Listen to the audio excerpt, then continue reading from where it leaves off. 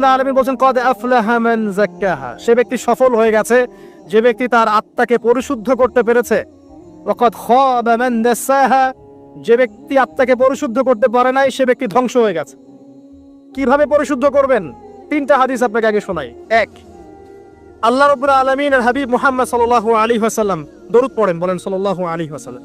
তিনি বলছেন যে আল্লাহর এমন কিছু বান্দা আছে যারা জান্নাতে প্রবেশ করবে যাদের অন্তরটা হবে পাখির মতো নরম। কার মতো? পাখির মতো। একটা হাদিস শুনলেন।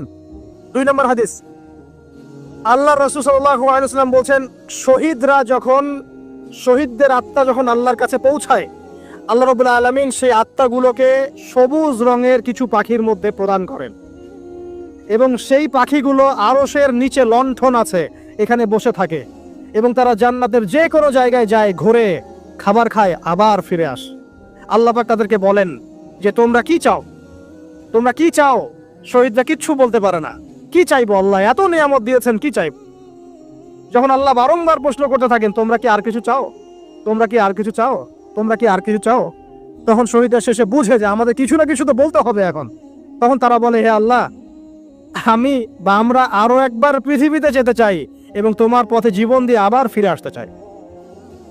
আল্লাহ পাক বলেন এই সুযোগ তো আর নেই, অতএব তোমাদের আর কিছু চাওয়ার নেই, তোমরা এখানেই থাকো। আরেকটা হাদিস শোনেন। রাসূলুল্লাহ সাল্লাল্লাহু আলাইহি ওয়াসাল্লাম বলেছেন, এই হাদিসটা ওমর রাদিয়াল্লাহু আনহু থেকেও এসেছে, যে তোমরা যদি, হে মানব জাতি বা হে মুসলিমরা, তোমরা যদি আল্লাহর কুল করতে, ভরসা করার মতোই ভরসা করতে, আল্লাহ পাক তোমাদেরকে পাখিদেরকে যেমন করে রিজিক দেন তোমাদেরকে ঠিক সেইভাবে রিজিক দিতেন। তোমরা কি লক্ষ্য করো না যে পাখিরা খালি পেটে বের হয়ে যায় বাসা থেকে সকালবেলা এবং সন্ধ্যাবেলা ভরা পেটে বাসায় ঢোকে? আপনাকে যে 3টা হাদিস শোনালাম, এই 3টা হাদিসে একটা শব্দ হচ্ছে কমন। শব্দটা কি বলেন? পাখি। পাখি কে? পাখি। আল্লাহ রাব্বুল আলামিন পাখিদের কাছ থেকে আমাদেরকে শিখতে বলছেন এবং বলছেন যে পাখিদের মনটা হয় খুব নরম, খুব সফট এবং তারা আল্লাহর প্রতি তাওয়াক্কুল করে পূর্ণ মাত্রায়। তারা সকালবেলা ভোরবেলা বের হয়ে যায় এবং সন্ধ্যাবেলা বাসায় ফেরে, খালি পেটে বের হয়, ভরা পেটে বাসায় ফেরে। এবং আল্লাহ পাক সবচেয়ে সম্মানিত মওত যেটা শহীদের মওত, সেই শহীদদের আত্মাকে আল্লাহ পাক পাখির রূপ দিবেন। তাহলে পাখিটার বিষয়ে একটা ফোকাস করা দরকার আছে না? আচ্ছা, এখানে আসেন। পাখির মন হচ্ছে নরম, মানে পাখির মনটা তাসকিয়া, আত্মশুদ্ধিতে পরিপূর্ণ। কদ আফলাহা মান যাক্কাহা, সে ব্যক্তি সফল হলো যার হৃদয়টা পবিত্র, নিষ্পাপ, নিষ্কলুষিত হলো, সে ব্যক্তি সফল হবে ইনশাআল্লাহ। একটা কাজ এখানে খেয়াল করেন, পাখিরা সকালবেলা ভোরবেলা বের হয় আর সন্ধ্যাবেলা বাসায় ফেরে। এখনকার মুসলিমদেরকে দেখবেন দুপুরবেলা ওঠে, রাত 3টায় ঘুমায়। কথা কি বুঝেন নাই? পাখির একদম ভোরবেলা উঠে যখন ফজরের আজান দিচ্ছে ঠিক তার এক মুহূর্তে পাখির কিচিরমিচির শুনছেন, তার মানে নামাজের ওয়াক্ত প্রায় চলে যাচ্ছে, তার মানে তার আল্লাহ পাকের হুকুমের সাথেই জেগে ওঠে, সূর্য ডুবে তারা ডুবে যায়। ঠিক এরকম সুন্নত ছিল নবী সাল্লাল্লাহু আলাইহি ওয়াসাল্লামের এবং সাহাবায়ে কেরামের। আজকে 1400 বছর পর মুসলিম জাতি এই সুন্নাহ ভুলে গেছে। আর আমাদের সুন্নত দেখবেন, যদি কোনো রকম উঠেও ফেলি ফজরে, আবার 12টা বন্ধ ঘুম, আরো বেশি। আর এই যুব সমাজ যারা আছো তোমরা, কেউই 3টা-4টার আগে ঘুমায় বলে আমার মনে হয় না। অলওয়েজ অনলাইনে পড়ে আছে, টিকটক নিয়ে, ফেসবুক নিয়ে, গার্লফ্রেন্ডের সাথে চ্যাটিং। পাখির মতো হতে পারলে পরে মনটা তো নরম হবে, তারপরে না তাসকিয়া অর্জন হবে। পাখির রুটিনটা কি? ভোরবেলা বের হয় আর সন্ধ্যাবেলা বাসায় ঢোকে। অতএব আমরা যদি রাসূলুল্লাহ সাল্লাল্লাহু আলাইহি ওয়াসাল্লামের সুন্নাহ মতো ওই ভোরবেলা উঠতে পারি আর আর্লি নাইট ঘুমিয়ে যেতে পারি এবং সারাদিন যদি রাসূলের সুন্নাহগুলোর উপর আমল করতে পারি, তাসকিয়া অর্জন হবে ইনশাআল্লাহ। কথা বুঝতে পারছেন? 2, পাখির মতো নরম মন লাগবে। এখনকার আমরা যারা বেঁচে আছি আমাদের মনগুলো কঠিন। কেমন কঠিন? পাথরের মতো কঠিন। আমরা যখন দেখি একটা মাইয়াতকে নিয়ে যাওয়া হচ্ছে জানাজায়, আমাদের কোনো ফিলিংস কাজ করে না। জানাজায় যাচ্ছে, জানাজায় দাঁড়িয়েও মোবাইলটা টিপাটিপি করছে। জানাজার সাথে চলছে, কোনো ফিকির নাই যে এই জানাজা আমার হবে কালকে, ওই মোবাইল টিপাটিপি করছে। আমি এমনও দেখেছি, দাফন করা হলো মাইয়াতকে, দাফন করার পরে চারপাশে মানুষজন জড়ো হয়ে গল্প করছে, ভাই আপনার ওই জমিটা কি খবর, আপনার ওইটা কি খবর, বিজনেস কেমন চলছে, চাকরির কি অবস্থা। এই যে মাইয়াতকে পাশে দাফন করলো, কোনো ফিলিংস নাই, কোনো ফিলিংস নাই। আমি আত্মশুদ্ধির কথা বলছি। আত্মশুদ্ধির জন্য আপনার মনটাকে পাখির মতো সফট নরম করতে হবে। যখন আপনি সফট নরম করবেন এবং আত্মশুদ্ধি অর্জন করবেন, তখন দুই ডানা মেলে আপনি আকাশে উঠতে পারবেন ইনশাআল্লাহ। আত্মশুদ্ধি অর্জন না করতে পারলে ডানা কেটে পড়ে যাবে, তখন আর আকাশে উঠতে পারবেন না। কোন আকাশে? ওই যে শহীদের রূহ যে আকাশে চলে গেছে, ওই আকাশ। অতএব মন কেন কঠিন হলো প্রিয় ভাই? এক নম্বর কারণ, আমরা শিরকের পাপে লিপ্ত আছি। এক নম্বর, শিরকের পাপে লিপ্ত থাকা অবস্থায় মুসলিমদের মনটা কঠিন হয়ে গেছে। আপনি কি মনে করছেন আমরা শিরক করি না? মুসলিমরাও কবর পূজা করে, দেখবেন মুসলিমরাও দেখবেন অনেক ক্ষেত্রে মাজার পূজা করছে। আমি বলিনি যে অলিয়া উলিয়ার মাজার জিয়ারত করা যাবে না, আমি কথা বলছি না, কিন্তু আপনি মৃত মানুষের কাছে আপনার ভালো মন্দ চাইতে পারেন না। কথা বুঝতে পারেন না? আমরা অবশ্যই অলিয়া উলিয়াদের কবর জিয়ারত করব। এটা আপনাকে মৃত্যুর কথা স্মরণ করাবে, তাদের একটা রব আছে যেটাকে আমরা প্রভাব বলি, এটা আপনার মধ্যে আসবে। আমরা অবশ্যই জিয়ারত করব। জিয়ারত করতে বলেছেন নবী সাল্লাল্লাহু আলাইহি ওয়াসাল্লাম, কারণ এটা আপনাকে পরকালের কথা কি করবে? স্মরণ করাবে। ওমরা করতে যান, আল্লাহ পাক সবাইকে তৌফিক দান করুন ওমরা হজ করার এবং বড় হজ করার, আমি দোয়া করি। ওখানে সবচেয়ে সেরা যে দৃশ্যগুলো দেখা যায় তার মধ্যে একটা রাসূলুল্লাহ সাল্লাল্লাহু আলাইহি ওয়াসাল্লামের রওজা। ওখানে গেলে চোখের পানি ঝরে না এমন কোনো মুসলিম নাই, আছে? নাই। আরেকটা সবচেয়ে মন নরম করা একটা দৃশ্য হচ্ছে জান্নাতুল বাকি, যেটা আমরা বাকিউল গারকাত বলি, যেখানে আপনি দেখবেন সাহাবায়ে কেরাম রাদিয়াল্লাহু আনহুমের কবর, যতদূর চোখ যায় তাদের কবর। কবরের কোনো মাজার নাই, সেখানে কোনো তাওয়াফ হচ্ছে না কবরকে কেন্দ্র করে, সেখানে কবরে কেউ ফুল চড়াচ্ছে না, একটা ছোট্ট পাথর দেখা যায়, খেলার কিছু না। পৃথিবীর সবচেয়ে শ্রেষ্ঠ মানুষগুলো সেখানে শুয়ে আছেন। ওখানে গিয়ে দাঁড়াবেন, দেখবেন নিজেকে তুচ্ছ বলে মনে হবে আমি এই পৃথিবীতে আর কি করছি। সেরা মানুষগুলি মাটির নিচে, আমি এখানে কি করছি? তো দেখুন প্রিয় ভাইরা, অবশ্যই ওলিয়া উলিয়াদের কবর জিয়ারত করবে, কিন্তু মৃত ব্যক্তি আপনার কল্যাণ করতে পারবে? অকল্যাণ করতে পারবে? হ্যাঁ, তারা আল্লাহর কাছে সুপারিশ করতে পারবে আল্লাহ পাক যখন তাদেরকে অনুমতি দিবেন। তারপরে আল্লাহ পাক যখন অনুমতি দিবেন, তখন নবী সাল্লাল্লাহু আলাইহি ওয়াসাল্লাম সুপারিশ করবেন, ওলিয়া উলিয়াগণ করবেন, আলেম ওলামা করবেন, শহীদগণ করবেন, হাফেজে কোরআন করবে, অনেকেই করবে ইনশাআল্লাহ। আল্লাহ পাক আমাদের তাকদীরে এইসব সুপারিশ নসিব করুন বলি না আমি। মুসলিমরা আজকে শিরিক করছে অনেক ক্ষেত্রেই। দেখবেন হাতে একটা এই যে বালা পড়ে আছে, খুলে না। কেন খুলেন না ভাই? বলে যেটা খুললে যদি রোগ হয়, রোগ দেওয়ার মালিক কে? ওই বালা না আল্লাহ? এই যে আপনার বিশ্বাস জন্মায় নিয়েছে, এই যে বিশ্বাসটা জন্মিয়েছে আপনার হাতের উপরে, এই বালার উপরে, এটাই শিরক, এটাই শিরক। যদি আপনি বিশ্বাস করেন যে এটা হাতে থাকলে আপনি সুস্থ থাকবেন, হাত থেকে খুলে পড়ে গেলে আপনি আর বাঁচবেন না, এই যে কল্যাণ অকল্যাণের মালিক আপনি কাকে করলেন? ওই বালাকে করেছেন, আল্লাহকে করেন নাই। এখানে শিরক হয়ে গেছে, খুবই সূক্ষ্ম শিরক। আপনি নামাজ পড়ছেন মনে করেন, এখন কিছু মানুষ আসলো, এখন দেখছেন যে হুজুর তো আমার নামাজ দেখছে, নামাজটা খুব সুন্দর করে পড়ার চেষ্টা করলেন, লম্বা নামাজ, সেজদা গিয়ে আর উঠছেন না, খুব সুন্দর নামাজ পড়ছেন। এই যে মানুষকে দেখানোর জন্য নামাজটা পড়ছেন, এটা শিরক। এটা কি? এটাও শিরক। এই যে গণক বসে আছে রাস্তার পাশে, দেখবেন টিয়া পাখি নিয়ে, তারপরে যে কাগজ নিয়ে, আসেন ভাই ভাগ্য পরীক্ষা করে দেই।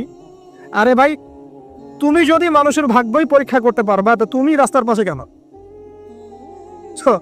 তোমার ভাগ্য কেউ পরীক্ষা করেনি কখনো? এতটুকু কমন সেন্স আমাদের নাই? ও যদি আমার ভালো মন্দ করতে পারে বা ভবিষ্যৎ বলতে পারে, তাহলে ও রাস্তার পাশে বসে আছে কিছু? ওর তো প্রাইম মিনিস্টার হওয়ার কথা, ওর তো ইলেকশন করার কথা। তো দেখেন, এই যে ওখানে গিয়ে আমরা কি করি? ভাই আমার হাতটা দেখে দেন, ভাই আমার অতীত বলে দেন, ভবিষ্যৎ বলে দেন, এবং এগুলো দিন দিন বাড়ছে। কিন্তু রাশিফল, কবিরাজি, গণকি, এগুলো দিন দিন বাড়ছে। এবং আমি লক্ষ্য করছি দিন দিন আরেকটা জিনিসও বাড়ছে, সেটা হলো জাদুবিদ্যার চর্চা করা। এবং গ্রামে গঞ্জে কুফুরি বাড়ছে না? কুফুরি করা, তাবিজ করা, বিচ্ছেদ করা, স্বামী স্ত্রীর বিচ্ছেদ করা, মেয়েকে বশ করা, সন্তানকে বশ করা বাড়ছে না? সবই শিরক, এগুলো সবই কুফুরি। এগুলো মুসলিমরা করছে না? মুসলিমরা এসব শিরকে লিপ্ত আছে বলেই তো অন্তর কঠিন হয়ে গেছে। ফাকাসাত কুলুবুহুম, তাদের অন্তর কঠিন হয়ে গেছে। তো একটা হাদিস বলে এখানে খালি, নবী সাল্লাল্লাহু আলাইহি ওয়াসাল্লাম বলছেন, যদি কেউ কোনো গণকের কাছে যায়, গিয়ে বলে দেখেন তো আমার হাতটা একটু, ও কিন্তু বিশ্বাস করে না যে এ ভবিষ্যৎ বলতে পারে, খালি এমনি বলেছে একটু দেখেন তো, বলার সাথে সাথেই 40 দিনের নামাজ কবুল হবে না। আর যদি তার বলা কথায় বিশ্বাস করে যে হ্যাঁ তোমার ভবিষ্যৎ খুব ভালো, তুমি চাকরি পাবা, এটা করবা সেটা করবা, এবং সে বিশ্বাস করলো হ্যাঁ এটাই হবে, তখন নবী সাল্লাল্লাহু আলাইহি ওয়াসাল্লাম বলছেন সে যেন আল্লাহর পক্ষ থেকে যা নাজিল হয়েছে, মানে যে কোরআনুল কারীম, এই কোরআনকে যেন সে অস্বীকার করলো, মানে কুফরি করলো। এগুলো আমরা করছি না ভাই? অনেক কিছু করছি। আমরা স্তম্ভের পূজা করছি, অনেক মুসলিম আগুনের পূজা করছে। আগুন জ্বালিয়েছেন, মাথা নত করছেন কেন? আগুনের সামনে আপনি মাথা নত করবেন কেন? আপনি একটা স্তম্ভের সামনে, গাছের কাছে, সব গাছের সামনে দাঁড়িয়ে মাথা নত করে ধ্যান করবেন কেন? আপনি মেডিটেশন করছেন কি জন্য? আপনাকে নামাজ দেওয়া হয় নাই? 5 ওয়াক্ত নামাজ দেওয়া হয় নাই? নামাজের চেয়ে বড় মেডিটেশন কিছু আছে নাকি? আপনি ধ্যান করছেন কি জন্য? অনেক মুসলিম তো জিনের উপাসনা করছে, জানেন? অনেক মুসলিম জিনকে তাবে করার চেষ্টা করছে। আর জিন বলে একটা জাতি আছে, এটা সত্য। এরকম প্রতিটা ক্ষেত্রে শিরক আছে। শিরক কথায় আছে, কাজে আছে, বিশ্বাসে আছে। দেখবেন মুসলিমরাই আল্লাহ ছাড়া অন্য কারো কাছে দোয়া করছে, মুসলিমরা নজর মানত করছে অন্য জায়গায়, আল্লাহর জন্য নজর মানত করছে না, অন্য কাউকে সন্তুষ্ট করার জন্য করছে। সন্তান হয় না, সন্তান হয় না, এখন কি হবে? সন্তান হয় না তো অমুকের কাছে যাও, সেখানে গিয়ে বকরি জমাই দাও, সন্তান হবে। সুবহানাল্লাহ। তো এই পদ্ধতি ইব্রাহিম আলাইহিস সালামের জানা ছিল না? যে শেষ বয়সে তিনি বলছেন রব্বি হাবলি মিনাস সালিহিন। আপনি দোয়া করতে পারেন না? সন্তান হবে না কেন? আল্লাহ পাক তাকদিরে লিখে রাখলেন, অবশ্যই হবে। আর আল্লাহ পাক তাকদিরে না লিখলে কিভাবে হবে? তাকদিরে যে ব্যক্তি বিশ্বাস করে না, সে ব্যক্তি হতাশ হয়। যা কিছু হচ্ছে আমাদের জীবনে সবই তাকদির, এর বাইরে একটা মানুষও যেতে পারবে না। প্রিয় ভাইরা, কথায়, কাজে এবং চিন্তায় আমরা অনেক শিরিক করছি। শিরিকের কারণে আমাদের অন্তর কঠিন হয়ে গেছে। আরো কেন কঠিন হচ্ছে? বেদাত। আমল করছেন নবীর সুন্নত মারার জায়গায় অন্য কিছু আপনি করছেন। এমন এমন কিছু আমল করছেন যেগুলোর সাথে রাসূলের সুন্নতের কোনো সম্পর্ক নাই এবং সাহাবীদের সুন্নতেরও কোনো সম্পর্ক নেই। এই ক্ষেত্রে গিয়ে আপনি বেদাত করছেন, বেদাত করে অন্তর কঠিন হয়ে যাচ্ছে। অন্তর কঠিন হওয়ার একটা বড় কারণ হচ্ছে হারাম রিজিক। যখন আপনি হারাম রিজিকে যাচ্ছেন, সুদ, ঘুষ, আপনার দুর্নীতি, আপনার এই যে অন্যের সম্পদ আত্মসাৎ হয়ে যাচ্ছে।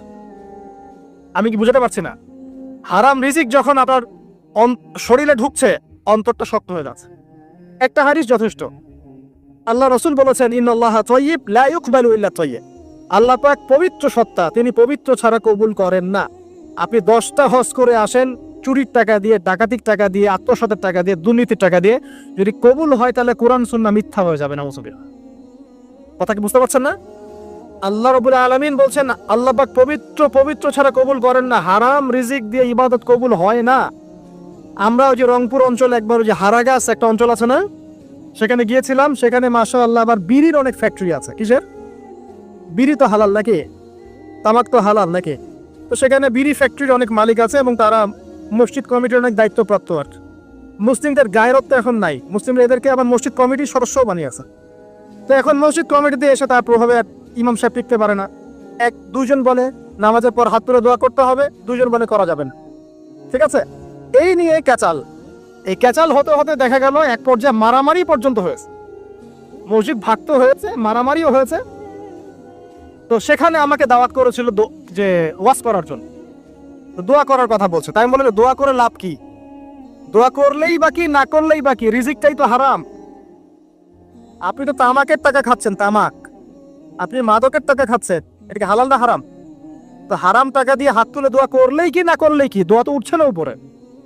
আগে হারাম রিজিক ছাড়েন, তারপর দোয়া কর। কি? তো রিজিক হারাম হওয়ার কারণে আমাদের কি হচ্ছে? অন্তরটা কি হচ্ছে ভাই? কঠিন হচ্ছে। ওই পাখির মতো আর মুক্ত আকাশ উঠতে পারবে না। তারপরে সামনে যান, আরো কেন কঠিন হয়? বস্তুবাদিতা, দুনিয়া। সারাদিন দুনিয়ার ফিকির, দুনিয়ার চিন্তা। খাবো কি, পরবো কি, ব্যাংক ব্যালেন্স, টাকা পয়সা, স্ট্যাটাস, সারাটা দিন দুনিয়ার দুনিয়া। ঘুম থেকে ওঠা থেকে নিয়ে শুরু করে ঘুমানো পর্যন্ত খালি দুনিয়া। যারা দুনিয়ার নেশায় মত্ত হয়ে আছে, এদের অন্তরটা কঠিন হয়ে যায়। এই অন্তরটা পাখির মতো হতে পারবে না। ঠিক আছে কথা? যারা দুনিয়ার নেশায় মত্ত হয়ে আছেন, এই অন্তরটা কঠিন হয়ে যাবে, পাখির মতো হতে পারবে না। তারপর কি? আরো সামনে যান। দিনই জ্ঞান চর্চা না করা অন্তর কঠিন হওয়ার কারণ। আর কি কারণ? পাপ করা, পাপ। যত বেশি আপনি পাপ করবেন, যত বেশি পর্ন দেখবেন, যত বেশি মাদক খাবেন, যত বেশি জুয়া খেলবেন, যত বেশি অহেতুক সময় নষ্ট করবেন, যত বেশি আপনি অন্যের ক্ষতি করবেন, ঠিক আছে, নিরপরাধ মানুষের উপর নির্যাতন করবেন, যত বেশি আপনি পাপ করবেন, পাপ, এই পাপ করতে করতে করতে মানুষের অন্তর কঠিন হয়ে যায়। ইবনুল কাইয়্যিম রাহিমাহুল্লাহ বলেছেন যে পাপ করতে থাকলে মানুষের অন্তর কঠিন হয়ে যেতে থাকে এবং ইস্তেগফার আর জিকির করলে গিয়ে মানুষের অন্তর আবার নরম হতে থাকে।